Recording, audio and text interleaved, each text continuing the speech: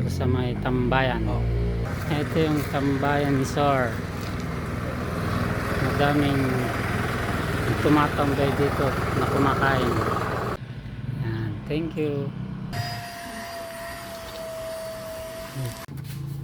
Napakaros po tayo dito.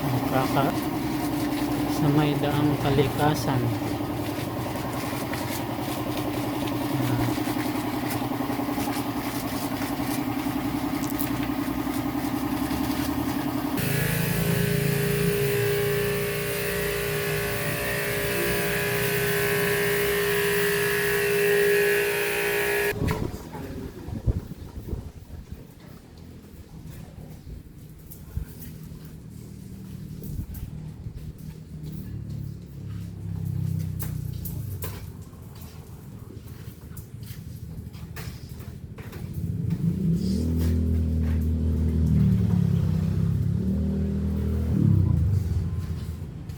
Si madam tapos nang nagpakarwas.